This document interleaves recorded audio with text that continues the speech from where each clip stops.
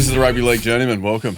I'm the prof. That's Jimbo. Sitting there's Lachy with no sleeves on. Thanks for coming in, mate. He's confident today, Oh, isn't he? he is. We actually have a real guest today. I know we had your Trent Merrins and your Luke Lewises of the world, but this one, gents, It's this a is a big big fish. Please welcome Cameron Ciraldo. Welcome. Current coach of the Thanks for having me, boys. Bulldogs. How are you, mate? I'm good. Very excited, a bit nervous. Wasn't meant to be on here today, but the boys were relentless in their pursuit of getting me on here, and yeah, had to give in. I was just a bit rattled at the thought that he was going to go on Josh Mansell's podcast before ours. I couldn't get my head around it. I go, mate, I can't accept that. You know, Sauce is going to be ringing me now. Yeah, I know. We have to get a photo after and put it on social media, and I'm going to tag his unscripted podcast. Do you reckon when you go on Saucies, you'll still be explaining to him some defensive errors from 2017? Or? Yeah. It wasn't my fault. Remember, Sauce was one of the reasons we ended up buying that big TV at Penrith, so we could have it on the side and explain what went wrong instead of having to come back later in the day. He used to love the slingshot, old Saucy. What's the slingshot? Well, he used to sit back as if it was always a kick where it shouldn't be, and then he'd hurry so far to race up, and then he'd go, well, what else was I meant to do? Well, like, mate, if you just don't go back so far, and then you probably don't have to go a million miles an hour to get back to where you should have been. He's already going to be filthy enough for it. Yeah. Well, you want to get him on First, here. It'd be good to have a chat with him, wouldn't it? Saucy. Get Saucy on. Let's get He's him. actually He's funny. good. Yeah. He's funny. He's one of the real sharp minds of rugby league. I've heard. Yeah. Mate, I've been watching his podcast. He's great. I've been falling asleep every night. Which podcast is he doing now? Oh, does he do one? Nah. Because he's had a bunch, hasn't he? On my son's YouTube, we got served him getting punched by Tim Zoo the other day. So I don't know. Did he? Yeah. Might have knocked some sense into him. All right, very good. So it's thanks to Better. They're our major sponsor. Hopefully, long may they shall reign. Hopefully next year they pay Mate, us they're again. keen as. I was Have you talking to spoken Rex to them? this morning. Perfect. Mate, with a guest like this. Oh, I'll tell you what, we might get a 6-year deal like Ciraldo. Hey. Well, today's pod is going to be slightly different. You can follow us at Rugby League Journeyman. Tell your friends, tell your family. But we're just going to sort of bounce around here because I'm assuming you blokes have got a million questions for Ciro. You got to think of the Bulldogs army that's just tuned in and gone, what the fuck is this podcast? So we've got to kind of keep them happy. Yeah. How good. Yeah. Now, the one thing that does get us going, though, is Jimmy's jokes. So if you do have a joke for us, just to warm the crowd up, what do you got for us? Mate, there were two 20-year-olds just sitting in a bar having a conversation, and one says to the other one, he goes, geez, mate, you look tired. The other bloke turns around and he says, mate, it's my new girlfriend. She just wants to go at it all the time. 2, 3, sometimes 4 times a night. She's just waking me up at all hours. And just overhearing the conversations, a wise old 80-year-old man, and he just his ears prick up and he said, boys, can I give you some advice? He says, son, marry her. That'll stop that nonsense. Mate, I reckon that's one we can broadcast as That's well. one he's done That's on good, YouTube. eh? That was good. Hey, Ciro likes it. That's one of your best ones. Very good. Hey, let's do the positive place while Ciro's here. Let's Oh, talk. sorry. Obviously, last week, the grand final review, I don't know if anyone saw the YouTube comments, that it was a grand final review, and someone blew up going, well, the grand final review didn't start until about 12 minutes in. Well, that's what I'm saying. Well, let's just get straight into it straight away. And then you've said now the positive place. So I reckon no, we'll but just the go positive Ciro. place is about the Bulldogs and What do you about mean? Ciro. Who said that? Tell Let's them be- to fuck up. Oi, it's our podcast, fuckhead. We'll do what we want. How when he's secure late. is that contract? This is Ciro? bringing back memories Is of this coaching this bloke. mate. Positive. Let's do that. Positive place. Tell us the best thing about, because you work with both of these guys, which is how they've got you on here. Yeah. What it was like. Did you coach Lachy as well, Nah, I played with Lats. and then Had coach to Jimmy? coach Jimmy. Played against Jimmy. Played against Jimmy, yeah. Can you give me something positive about working with these blokes? Because I'm looking for it every week. Well, Jimmy, you're always having a laugh. It's never serious. My job when I coached Jimmy was to get him out of the change room and take his lollies out before the game and just get him away from everyone else so they could prepare. Okay, But that was fun to go and have a laugh What and about how keep him funny away you from call everyone it? else for half an hour. What do you call it? The Maloney. There was a name for it because remember we had a coffee at the start of the year and there was someone who had to get someone to do it at the Bulldogs as well. I can't remember that. But Do you have is there a player at the Bulldogs where you got to do the Maloney where you The take Maloney him outside effect. prior to playing, or are they all pretty good? Not that I know of. It's just to get him away from. I think. Oh, I'm not going to speak out of school. He's on fire today. You are. What about order? I thought we just had a real good relationship, and then finds out it was all under a cover of just get me away. All these young superstars, you know, they're focused, preparing for the game, and Jimmy's there throwing lollies at the bin and Snakes. telling Stories, telling gambling stories, and watching races. Hey, Ciro, look at this horse. I backed it. It was draining. The funniest thing was, though, at the end of that season, it's been a big output of energy controlling Jimmy. We decided to go to Hawaii as a family. We get to Hawaii. Across the road is James Maloney staying on the same street. We spent another week together. He sent me his location. He said, Jimmy, we're in the same place. Now he's playing like he didn't want to see me. Well, mate, and obviously, you two boys sort of collabed a little bit at Penrith and ended up coaching the team there one year. There was remember the footage on Fox? There was like them two boys pointing and telling the boys what to do. Then so you were interim when Hook got the hook. You came in, and then I went through all the footage, and I apologise because we did do a whole thing about how it looked like Jimmy was coaching the side. He loved it. He couldn't get enough of it. That was his resume. That got him the gig at Bulldogs. Playing with Lachy, what was that like? Good. Always a laugh as well. Good times off the field.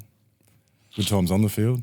It was. Did Lachy get on much? Were you on at the same time? Or did you start and then you'd go off when we spent a lot of time on the bench together.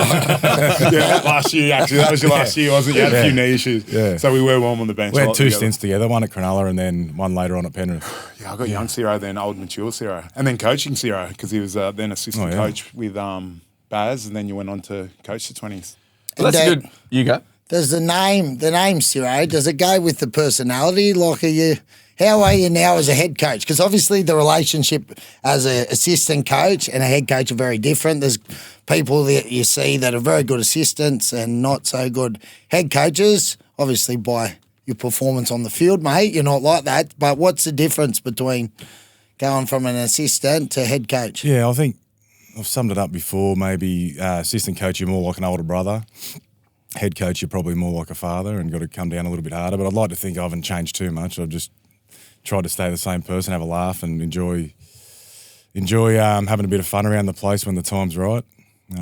Enjoy having blokes like you in the team at different times and not keeping it too serious. But I got the Ciro nickname very early. I was a bit serious when I was younger. Yeah, right. Yeah. I like that analogy. Like older brother, when you're an assistant coach, head coach, dad. He was still the little brother when he was assistant coach, and that's why he got flicked within 12 months. I know. And the Cowboys, where'd they go? Well, we can only do so much. If I'm not there, I can't help you, can I? Anyway, Ciro's going to have me around the house. My first game as an interim head coach, it was against the Gold Coast, and Jimmy was playing. And the main message was Anthony Don was on the other team. Like, just don't throw it over his head. He takes intercepts. He loves it. Just don't do that. This is my first week coaching. And he goes, I'll probably throw one. Get in the game where we're just in front. Jimmy goes, bang, over the top. Anthony Don catches it, goes length of the field. Jimmy gets down there and starts spraying the forwards for not controlling the ruck. So were you obviously very successful with the Panthers, learning under Ivan, all that sort of stuff. Was there a moment, because all the chat was around you were the next big thing on the scene. Was there a moment where you went, yeah, actually, I can do this whole head coaching thing? Or was it more of a build, just a slow build? No, I didn't really covet it. I wasn't really keen to do it or chase it or anything like that. But then the Bulldogs opportunity came up and, went and saw Gus and he outlined the vision of what the Bulldogs was about and where he wanted to take it. And it was sort of opportunity too good to go past. So it wasn't like I was out there wanting to do that. I was really enjoyed being an assistant coach and I really enjoyed working with the boys at Penrith. So, but I felt like it was time to probably get out of the comfort zone and have a crack at doing something different, and I'm glad I did. When we say opportunity, you mean cash?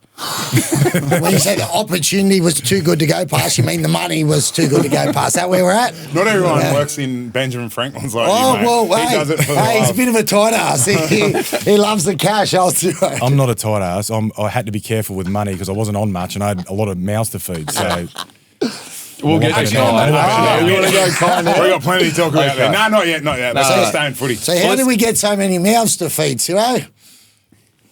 And did the form slump coincide with Kai spending a lot of time at home on the PlayStation no form and slump, not but- getting your days? We need to jump into this, actually. Obviously, it got spoken about on the podcast, mate. So you just set it up for people that haven't seen it before. So Ciro's young bloke Kai. Yeah. So what the private conversation we had went on to No, the I didn't This bring is it what he up. does. He positioned that he spent a lot of time at home on the couch with the headphones on, and Ciro's having days off in the middle of the season, and that Just one trying to colour calm you want the to have a nerves. week.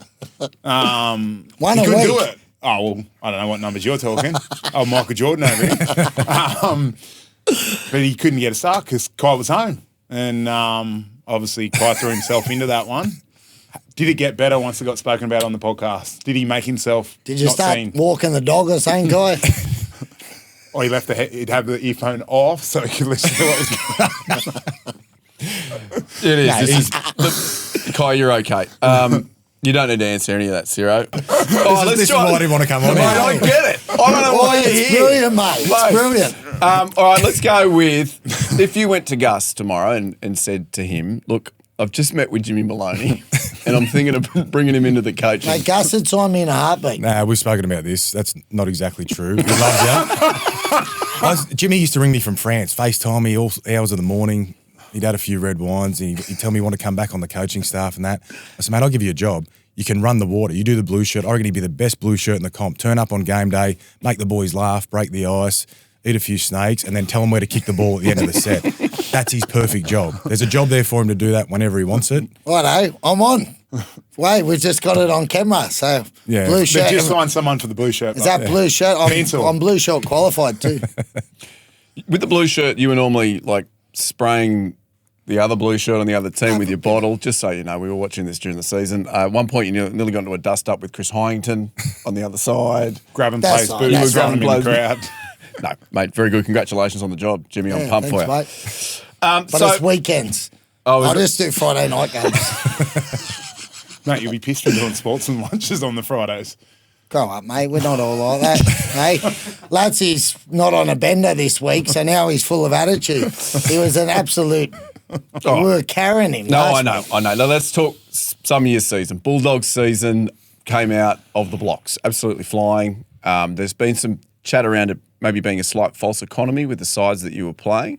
That was yeah. the talk. It was like, and I think there was part of it because a lot of people used the Galvin situation and the Toby Sexton because obviously the run at the start they didn't play a whole heap of sides that top eight finished. sides. I think it's more about the run at the end. We had, and we knew this was coming the whole season. The last 4 games were against the last 9 premiership teams. So Yeah. we knew we were playing some big teams and some big experienced clubs at the end of the season.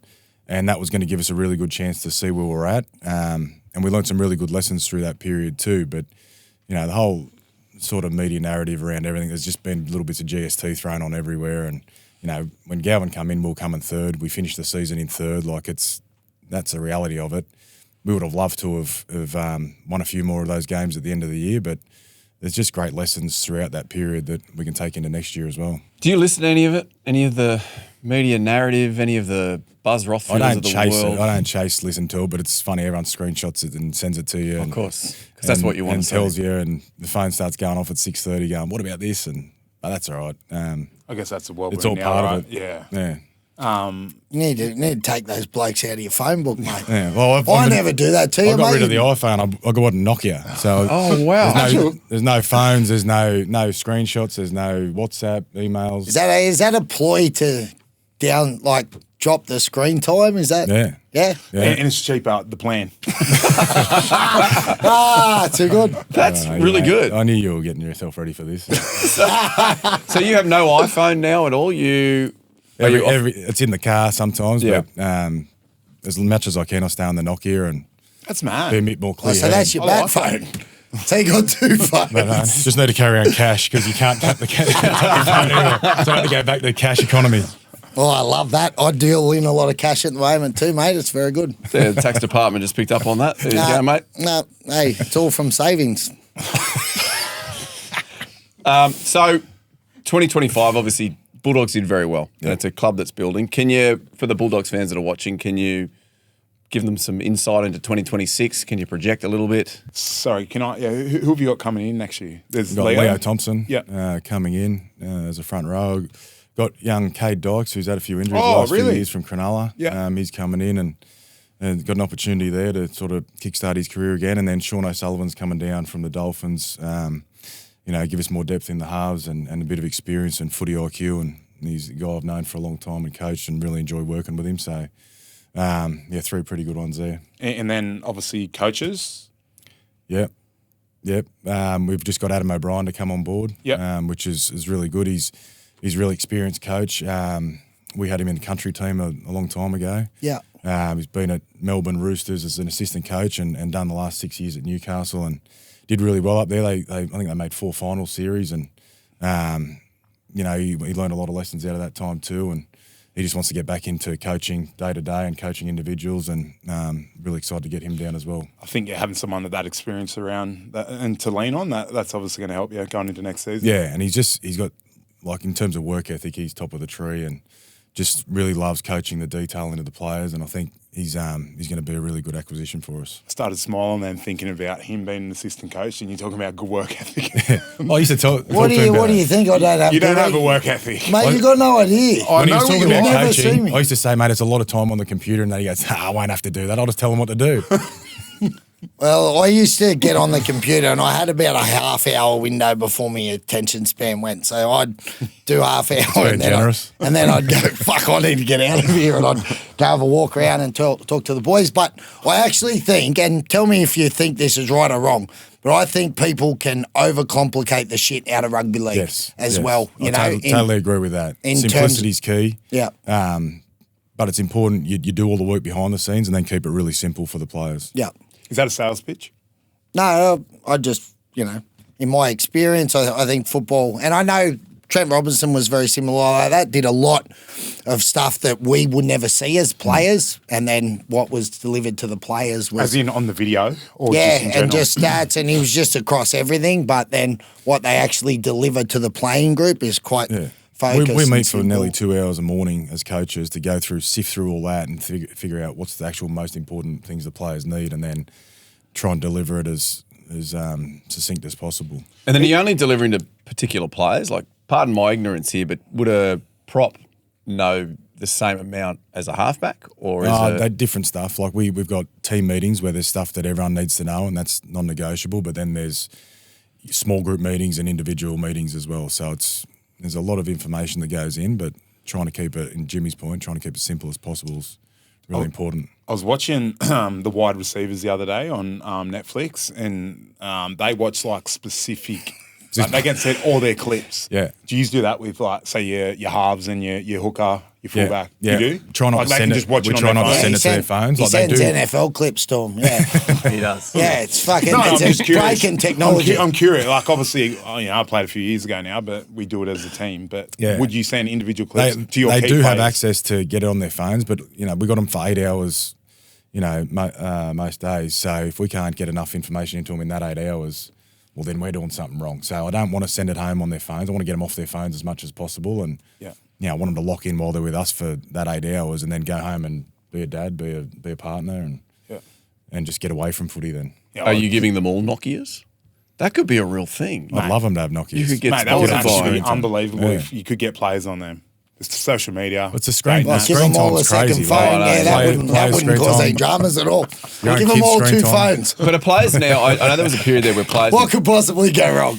Give footballers No, 2 get rid, phones. get rid of Totally your different number. Get rid of your iPhone and you just have the note. Because In a second there was a house. period there, right, where players were coming off and looking at Twitter Yeah. to see comments about how they just played like half an hour later. idiots. With Because players your like, would head. look at their stats at half time. Who? Paul Vaughan. I didn't play with him. No, yeah, no. Is that true? Legit. I don't know. Gal used to check his stats at half time. No, he didn't. Yeah, he did. No way. Like, he you go, didn't. Latch, you still haven't got on, but I'm at about 150 metres. Uh. There's something in that. Nokia could sponsor you. Mate, that'd revolutionise the game. Hey, what about just your take here? Adam O'Brien. So was he was let go? He wasn't off contract? No, I he was think let go, yeah. I think He was let go. So he'd still be on gardening leave. Like he'd have a payout. and then go. So we talk about this quite often. It'd be interesting your take just around the like the footy coaching circle, how as soon as someone gets sacked, so say Justin Holbrook's just gone to Newcastle. 2 years ago, he was let go from another club, you know, for not having success. And then as soon as another job comes up, the main guy that's sort of the first in line is someone who's been sacked from someone else for not getting the job. What's your take on that? Like, it's more, you know, how much do you learn from failure? Who's gone through life without any failure? Like, no one. Powerful. No, that's true, listen though. to It's stories true. more like Michael Jordan, Lionel Messi. They've all got these stories of failure, either as teenagers or kids or college students that makes them better and drives them to do those big things. And coaching's 100% like that. Like, you learn so much from your failures, and you're always going to be a better coach either second time around, third time around, next season, next week. So you So I love that. Okay, well, you've got a different mindset. No, but though, I using was that, someone who does got that mean? let go a few times. Obviously, I had a lot of success at Cowboys in my first year. So after drink driving, do you think I'll be even better? Holy shit! Well, it's got a lot to Whoever do with- gives me the gig, fuck, look out because they'll be premiers. It's probably got more to do with mindset, like people that have that growth mindset where you got like a bit of a fixed mindset and you're just, you think you're better than what you are. What about that? I'm just talking about results, Ciro. Like, Cowboys went all right when I was there. You losing your job wasn't to do with how you coached. It was because you got You're a behind the dickhead. wheel while you were pissed. Yeah, we it's know. a completely different thing. I think when you have those failures, hold on. But it was their fault because they let him drive. Hold on, it was low range. Let's not say pissed. Sorry. Okay. Sorry. 6 runs. Hey, sorry. No. We look at the guy who coached to the premiership this year, Michael Maguire. He got let go by the Tigers a few years ago, and he got let go by the Rabbitohs. So there's a guy who, you always went for more money, as you like to tell people, whereas other people get let go and they got to go self-reflect and try and get better. Yeah. You've just never That's what I do. self-reflected. That's what I do all the time. That's why. When have you ever looked in the That's mirror? why last weekend when you jumped in the car, I said, "Latsy, don't learn from my mistake." Far out, mate. You're an idiot, eh? Your defence was very good this year. Yeah, maybe you just need an attack coach. Is that what you're saying? No. Obviously, yes, Bulldogs renowned for the defence now, and you've renowned for your defensive mindset. Is there? I mean, I'm just trying to get an insight here. Is there anything that you can tell young people to do with their defence, or anything you can, help other teams, or? Oh, it's a lot around attitude and your culture and the commitment to it. Like we were running the same defence in 2023. We were the worst in the comp defensively. Same system, same training, same philosophies, but not the same commitment that we've had in 24 and 25. Like the guys that we've got there now are just, the culture's really good around how hard they want to work. They're totally committed to all our systems and what we want to do. And, to become the best defensive team in the comp is something to be really proud of. So, yeah, the Bulldogs is a defensive club. It's been known as a defensive club for decades. And it's, we're really proud of the fact that we've got back towards that sort of identity. How do you change that attitude? Because, I'm assuming it's blokes getting up quicker. It's just buying from the players. I'm probably going to ask Ciro. That's fine. Yes. Journos. I think I'm not a journo. Number one's getting the right people. We got 10 new players come to us in 2024, and we did a lot of homework on those players. And the number one thing, do they want to work hard? Like that was the number one box they wanted to tick. And then, are they good connectors of people who are going to commit to what we're trying to achieve? And they all ticked those boxes and came in, and they were the real culture shift that we needed. And then you've got a guy like Stephen Crichton as captain who totally believes in what we're doing and really leads that area as well as anyone. So when they talk about culture's a word in rugby league, I think that gets thrown around, and it gets thrown around. There's clubs that are very successful and have good cultures, and then there's clubs that aren't probably as successful, but they still throw around like we're building a culture and all that. So as you go into a club at the Bulldogs, how do you instill that culture? And is it, what job of it is yours? What falls on the playing group? And then how do you create it? Well, you can't just do it yourself. It's got to be everyone. Culture is what you do and how you do it. And so, I can guide that and how I think it should be done, but you've got to have people that want want to drive it every day and want to live by it. And everyone's got values written on a wall and things like that. But unless you're actually referring back to them every day and holding people to account on them and celebrating when you do them really well, then they're just words on a wall. So I think that's what we've done really well the last 2 years in particular is, we understand exactly what we stand for as a group and as a club, and we constantly refer back to that all the time and hold each other accountable on that. But the thing I love about what we do is we celebrate when people do it really well and make it a really fun environment around that. So, What about the fans, mate? Obviously, they know how to celebrate. They love getting behind the team. Even when they weren't going well before you come to the club, they'd still turn up in droves and support. And obviously now with a bit of success, how you finding them? And that's crazy. What this club gives you in terms of what our fans give us is just these incredible experiences that you can't get at any other club. Last year, I had a trip over to England and I went to a Chelsea game, and we're in the pub before the game with all the Chelsea fans and walked to the game and the atmosphere inside that. And I was like, the Bulldogs is the closest thing you can get to Premier League, in my opinion, in this country. It's just, what our fans bring is really close to that. And what we've been able to do the last 12 months is create these experiences that our players they're like lifelong memories. Like whether it's walking across the stadium with thousands of Bulldogs people there or playing in front of 65,000 on Good Friday. There's just these experiences you get as a Bulldog that money can't buy. it's true. I'd love to see the capacity for different games this year of your games, and I think you should have a lot up in that upper tier of. I think we had people 3 of the games. top 5 There you go. worst Yeah, crowds yeah. of the season When was the last time you paid for a coffee in the Canterbury Bankstown area? all the time. Why'd you crush your leg? Mate, why are they making you pay? Surely, do you pause for a moment just to see if they'll go? No. he pays on the club card. To be fair, He goes, I've got the Nokia. You're right, Ciro. to be fair, we don't have a lot of time to go for coffees and things like that. When we can, we go, but got an espresso machine in the coach's office there that we're punching away on and saving a bit of cash along the way. Can I quickly just go back, Ciro, just about when you're talking about holding people to account, because I find that's a big thing that probably people aren't aware is when you say, everyone's got values, but unless you hold people to account, then they mean nothing. And that comes with some hard conversations. Yeah. Who is that your leadership group doing that? Because that's also something that for some guys is not natural to be able to hold them up. And then on the flip side, if you're going to pull guys up on that, then you've got to be exceptional in it yourself. Yeah.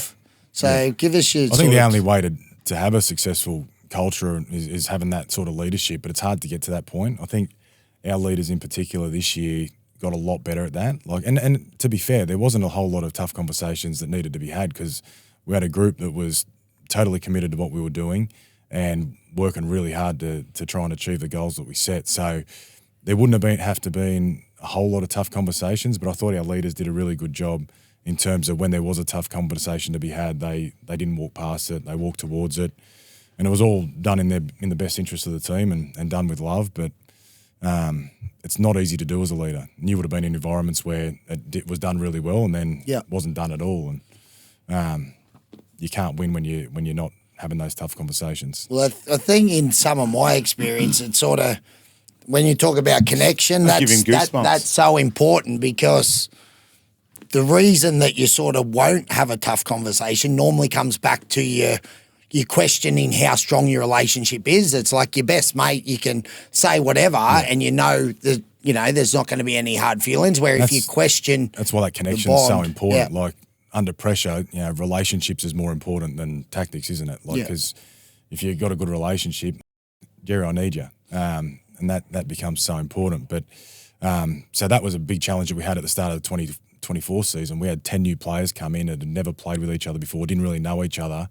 But because we wanted to bring in really good connectors of people, they gelled together really quickly. And we started to go into hotels night before a game, captain's run, hotel, dinner together, watch a footy together, wake up, have breakfast together, and just try to build that connection as quick as we can. And I think that showed on the field. In 24 and 25, we looked like a really connected team on the field. Yeah. The coach and staff love getting together for a pre-game schooner, eh? Oh, it doesn't hurt in terms of coaching connection as well to have a wine and watch the footy, and you know. Where does like in terms of bonding section? Because I think it's changing. Like NRL is getting more professional. Guys don't drink. Like back when we were doing it was play, and then we'd get on the piss and do all that. That's few and far. And even towards the back end at Penrith, the young boys and that weren't drinking. So where does that? Do you still have the odd scheduled in team drink ups where you karaoke or fancy dress? They're some of the best for connection, I'm telling you. Every now and then we'll schedule it in, like before a break or before things like that. And, you know, getting someone on the leadership group that's good at that sort of stuff and getting them to drive, it's even better than the coach driving it. There's still times for that, but it's gotten a lot less than what it used to be. I remember Ivan used to do them. I remember I had a great photo of you. You had a dress-up party. Do you remember that photo? You had a black hat on, colourful shirt. Oh, we'll put it up. Perfect. So I got one question. Exactly what he wants. Stephen Crichton. I got a bit of a man crush on him. Like, what's he like as a leader? How old is he now? 24? 24, yeah. Yeah, he's so young, cheap so much. No, he's incredible. What's his presence like? Incredible. Just... how could I explain it? You know those documentaries you're watching, the wide receivers, you know those guys that are just the ultimate professionals and they're ticking every box, and you know, like you see the docos on Tom Brady and things like that, like that's Critter. He's so determined to win, so driven, so determined to be the best player that he can possibly be, and he just ticks every single box in preparation. And that's, I'm talking about the Critter right now, but it was 5 years ago as well. Like during that COVID period, when you could only be at home and go into the facility, he was at the facility basically 6 days a week, 3 hours before training started, kicking the ball, goal kicking, just working on his craft more than anyone. And you know, it's no surprise that on the biggest stage, under the most pressure, that he can come up with those sorts of plays. But I'm probably talking more about the player there than the person. The person's just got incredible integrity. You know, people want to follow him. And he does it in his own style. He's not trying to be someone else. He's the loudest person in the room because that's who he is, and he walks in and brings that energy, and you know, everyone loves him. Gee, that just helped me crush even more. That's awesome, and it is so nice to see that as a young kid, while I was at Penrith, he took something away from what I was doing. He basically Did you play with him? He just brings back. He debuted when you got suspended. You didn't even play with him. Yeah, I know, but he was looking. You know, the kids learn from. He claims Nathan Cleary's success is because he was Jimmy's halves partner. Tom Dearden. Well, I did a lot of work with Tommy Dearden. We'll get him on the potty. We'll get him on the potty. He said, you don't remember what he Justin said, Morgan mate. was awesome. Now, Lachy Galvin was. coming halfway through the season, obviously you and Gus see something massive in him. He's got huge potential. Can you talk us through what kind of young man he is, what he's going to turn into? How old is he, sorry? Just turned 20. Yeah, so he's a baby still. Yeah. And how tall is he? He's big, right? 6'4", he's 6'5"? close to 6'4". Like 6'4". Yeah, he's close, I reckon. Big guy, yeah. He just loves footy. That's the number one thing around him. Is just he loves footy. Like we sort of went to meet him, and it became really clear how much he loved footy, how much he wanted to succeed, and how driven he is. So that was really evident from the first meeting. But then, you know, it's easy to say those things when you're meeting people, but he's just shown it. Like he's the first one there in the morning with a couple other boys, and the last one there off the field, and just pumping out so many reps because he wants to win. He wants to be the best player that he can possibly be as well. And you can't fake that sort of drive. So that's been one of the most impressive things about him so far. And a 20-year-old kid, the media doesn't care when they're giving him criticism. Is he hearing that, or is he pretty good at blocking it? I'm sure he hears it. Ciro bought him a Nokia. But in your last game against Penrith, he was your... if we could get Kevin to answer the question. Can we answer that question? What was the question? Have you had your medication this morning? This is Lachy. Welcome to Lachy. He just got his... So that's one of been the most incredible thing around him. Like when we were looking at him, sort of looked at that game he played against the Sharks when he was at the Tigers earlier in the year, and all the media and hype that was around him. He had been dropped out of the team. He came back. All the cameras were on him. And off the kickoff, the ball dropped short, and he just raced and sprinted and blocked out everything and caught the ball. And then after that, just went and got his game on, considering all the pressure he was under. And for me, that was like a really good sign. And then he came into our environment, had a really good start. You know, sort of got thrown in there early and had a good start. And then, you know, the hype didn't go away and the noise didn't go away. But he just kept dealing with it. Like I'm sure it would have been hard for him, but he didn't let it show to his teammates. He didn't let it let it show to the way he was preparing or turning up every day. And that takes a good character and a really strong mindset to be able to do that. Can I ask internally because there was all these stats that were getting thrown up about the difference that happened when Galvin came to the Bulldogs as opposed to Sexton before. I mean, they were manufactured, a lot of them, to point in one direction, but internally, what does that do? Is there any problem between the two players or any problem within the Bulldogs? No, they honestly, Toby was so good for Lachy as well. Like he was took him under his wing. They'd talk, they'd do their extras together. They'd spend time together. That's a footy team. Like we've got 36 full-time players, 17 get picked every week. There's 19 players missing out every week. And when you've got a good culture, everyone's, just does things in the best interest of the team, and that's all that happened this year. They did a great job of that. The stats are a funny thing. Like you make stats look whatever way you want. I don't listen to the stats on the outside. We've got our own stats internally that we look at and we trust and we value. And we were happy with how they were tracking at different stage of the season. Am I allowed to talk now? Yes. Sorry, I didn't know there was still another question to be answered. Well, his last game of the year, I think he come up with it every try that there was an involvement with Galvin. So I think he gets the full preseason.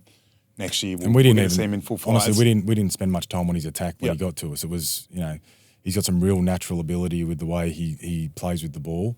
We just need to try and help him figure out our defensive system as quick as possible, understand what we were trying to achieve in the game, and he learned a lot very quickly, and that's gonna put him in really good stead for next year.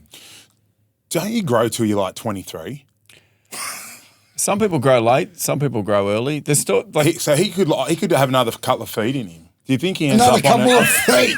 So he's going to be 8'4". Good on you, Lachy. Inches. He'll end up at 6'6" or 6'7". Or he Do you could think just he could end up stay a back rower or no? But he's going to fill out as well, Einstein. Yeah, he's well, only that's 20. not going to make him taller. But he's going to fill out as well. So you reckon he'll end up as an edge or a 13? I think he's a natural halves player. He's a natural ball player and playmaker, and I don't think anyone really wants to go from out in the edges to the middle if they can help it. So I don't think Louis did. Yeah, I don't think you really want to if you can help it. He's a natural playmaker, and he's in my eyes he's a halfback or 5'8". Yep. All right, talking to Bulldogs fans for 2026, why will the Bulldogs go better next year than they did this year? I think we're improving every day, every week, every year, and that's what we're chasing. We're chasing that improvement. We want every player to come in every day looking to get better. And if they're not looking to do that, you're probably in the wrong place. So if we continue to get every individual coming in every day working on their game to get better, then our team's going to improve along the way as well. We've got a really young team at the moment. A lot of guys, around that 20 to 24 age bracket that haven't hit their best patch of form yet. Still filling out their bodies and things like that. So that's from an individual perspective. And then as a team, like we feel like, we understand what's worked for us in defence. We've got our system there and we'll continue with that. We've figured out along the way what's been working for us in attack. And the guys we're bringing in as well. Leo Thompson, obviously, it felt like we were, front row short most of the year, and we sort of were moving guys around to see who would start. But he's a genuine play one front rower, and I think he's going to make a big difference to our forward pack as well. So how does your attack change? Obviously, you design your sort of style of play against the cattle you've got. Obviously, Lachy, Galvin and Toby Sexton are very different players. So what changes with your attack next year with Galvin there? Yeah, well, we've got a whole pre-season to figure that out.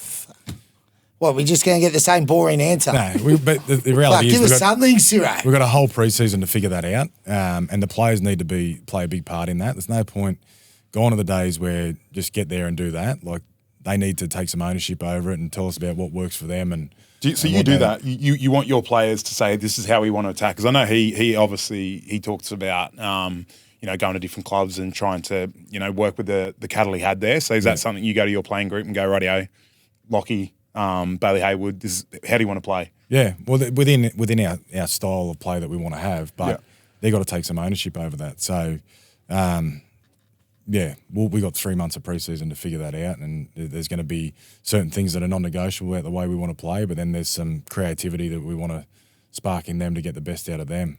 With Jimmy, like he had his own ideas of how he wanted to play, and if you went to him and said, I want you to do this, he'd go, no, I'm not doing that. But if you gave him the information and sort of pushed him in that direction, he'd make it think it was his idea. Then everyone's a winner. Yeah, it's like an 8-year-old child. And everyone that played with Jimmy was winners, mate. This is the best. 'Cause it is so true. He's got a fixed mindset. It's so good to have Ciro support me on this today. Mate, I know rugby league very well, and, mate, the proof is in the pudding. No, it is, man. I don't doubt your ability on the football. We had a lot of field. good arguments, didn't we? Yeah, we did, but we were very similar mindset. Yeah. We view football. Oh, really? We view. We did have a lot of similar ideas on footy. We do view it because it used to be funny. Remember? There's personality clashes along the We way. used to have arguments. And you're Garth Brennan. No. This is these two. No, we used to have, not arguments, but we just because my view was always like, if you're going to tell me to do something, I need to buy into it and know that it works. Like I know footy well, and I'm not just going to go because you go, oh, we're going to do this. If I think it's a shit idea and I can't see how it works, then how am I going to buy into it, So Jimmy was really good for me as a young coach because he'd challenge you on everything. Even if he believed in it, he'd challenge you, but he just wanted to know that you had the answer. Yeah, so he'd yell out from the back of the room, why are we doing this? And I'd go, well, we're doing it for this, this, and this. And he'd go, all right, sweet, no worries. Yeah, right. Yeah, it was. And the boys would go, "What's wrong with you two?" And no, nothing. I just need to know that he's got the answer. Yeah. Eating chips at the back. Hey, Ciro, what's that for? Why do I talk like Hook now? You've just put on a Hook voice. Hey, we've grilled you pretty well. Not really grilled you. No, we haven't. Can we just talk about the big nest egg that he's sitting on? We'll do. Yeah, you want to ask him that? I was just going to ask money. It's not. It's talking about 6 years security in coaching. You should be happy for your mate doing well. I am happy. I'm so happy. That's why I'm asking. That big nest egg, how'd that go about? It's now signed for how many more years? 6? I think so, yeah. So that makes you pretty much probably the most stable coach in the NRL. Does you that... can call coaching stable, yeah. Yeah. Well, as we said, there's a big payout if they let you go. So does that change your mentality at all? Does that... With all due respect, not at all. Yeah. It was... I think since we've got there, we've made decisions in the best interest of the long-term future of the club, and that's the only way to be successful. If you're making short-term decisions, it's not going to work anyway. So it's not going to change the way we train, the way we prepare, the way we make decisions. We'll always be thinking long-term, but it's nice to have that stability with myself, Gus, and Critter all locked in for that period. And footy's a funny game. Plenty of things can happen, but we'll just continue on the path we've been taking and making decisions in the best long-term interest of the club, and it's just great to get that support from the whole club. Do you reckon? Sorry, quickly, just one more, just with Gus, because obviously the people above, and I think Gus is the best at basically being able to put away short-term noise and look at long-term. So how important is it having someone like that who can see the long-term, like the same as you, then rather go, because didn't you turn down, there was a few other head coaching gigs that you turned down and didn't want to look at. So obviously Gus was a big part of that. Yeah, he was. Gus got me to Penrith as a player, and then he was one of the ones that gave me a job as a coach there. So, we had a long relationship and, trusted him a lot. But I also knew going into head coaching, there was a lot that I didn't know, that I didn't want to worry about. I didn't want to worry about salary caps and soft caps and things like that. I just wanted to coach a footy team, and I knew I needed a lot of help in those areas. And, it gave me great comfort knowing that Gus was at the Bulldogs. He was getting the pathways sorted and sorting out the long-term sort of future of the club, and also helping manage that noise around that sort of comes with it. But, he was a big reason of why I ended up coming to the Dogs. Quite funny reflecting, they used to get into him a lot about the 5-year plan, then they've now gone and made 5 grand finals and won, sort of 4 competitions, which he played a massive role in turning that whole club around and building everything out there. Yeah. I don't know how you can bag someone that's got a plan, but yeah, it just suits the narrative at times, I suppose. How hands-on he does? Does he, a result on the weekend, will he give you a couple of tips, or is he he lets you do the coaching? We speak every day, sometimes multiple times a day, but at least every day on the way home, I'll ring him up, and if he's watching training, I'll ask him, what did he think? How do you think it went? Bounce things off him. he'll throw ideas at me, and I've got to filter through what I think is going to work with what we're doing and what our coaches have been talking about, and then we'll have disagreements on certain things along the way as well. But it's all good because of that trusting relationship we've had for a long time, and he's still one of the best halves coaches I've seen. Like his ability to talk to young playmakers about how to ball play, how to all the little subtleties around ball playing. He's sort of untapped in that regard. So every now and then I'll get him onto the field. And there's a funny part this year. He was watching trainer from the sideline. I said, Gus, come over here. I want you to sit behind the halves. So there was no gate. So he tried to get over the fence, ripped his pants on the way over and stumbled and come out to help the young halves. But it's always good to have him out there. And, we're not going to agree on everything, but we definitely have a good, open, honest conversations all the time. So next year it'll be Gus, Maloney, and Ciro. You just say, you stay there, Maloney. Gus, come over here. Mate, I'll tell you what, it'll be useful. His tits on a bull. Ciro, thank you for listening to our questions and answering them. And I've had a real insight onto this dynamic. What do you mean? What do you mean? What do you mean dynamic? I'm just saying between the three of you, there's the old friendship, and I think it's fantastic. And I'm now, Ciro's here because he loves you guys, and I can see that. No, that was great. And you've obviously got something on Because him. they didn't stop ringing. That's Yeah, right. So you'd leave him alone. For you, viewers and listeners, be persistent. I was like that in my football career. I was a bad fart. I wouldn't go away. So there's a little bit of stuff that we have to do, which is just to keep the sponsors happy. Do you have a Maloney's multi for this week? Right, Maloney's multi this week. We're going to the Pacific Tests. We're going Fiji to beat Cook Islands, Samoa to upset New Zealand, and then we're going to the Everest. We're going Kayin Rising, Lady Shenandoah, and Briasa to all run top 6. And that's got a going to be price? all packaged up. We don't, but it will be on the screen when you're reading this. Go to Better, go to Specials, go down, find Journeymen. Let's have a good weekend. So- Gamble responsibly. So we're going the 2 games of footy into the actual race. Merging. Did everyone else get that? Yeah. I'm not a gambler, but I got that. Yeah. Yeah, I got that as Yeah, well. I'm not a gambler, Some so- things with Lachy, you've got to explain it slow, like Well, you stuffed it up twice, and you said the Everest. I thought it was the Everest. Everest, yep. Yeah, go on the Everest. Thank you. 2 better. Good on you guys. Fucking hey, Lachy. that's all we got. Unless anybody has anything else for Ciro. Thank you so much for coming on, mate. Let's talk about Kai at home. How is he around home? He's been on the pod a few times, so our viewers and listeners know what he's like. Does he carry his weight? He's not home a whole lot lately. He's found love and spends a lot of time with his girlfriend.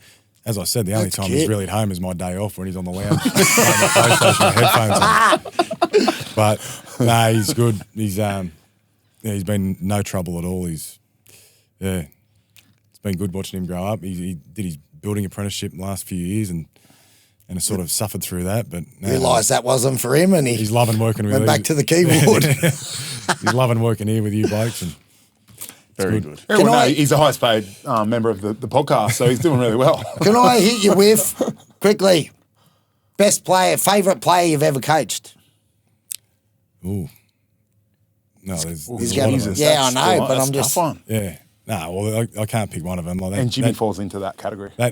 Well, it'd be different categories. Like I enjoyed working with you because it was a lot of fun, and I learned a lot about managing people and personalities. But also, learn a lot from you and the way you played and things like that, and I've used you as an example along the way, talking to young halves after coaching you. But there was the crew of that Penrith crew that come through from under 20s, into the NRL. They're a really special group, and then this group at the Bulldogs the last couple of years, which going from 2023 and finishing 15th, and then to have that transformation, that group's become really special to me as well. Right. Favourite other coach you've worked with? And that could be now that you're head coach and an assistant that's been good for you, or one of the head coaches you worked under? Obviously, Ivan's probably the guy that I've worked with for the longest period of time. Played under him.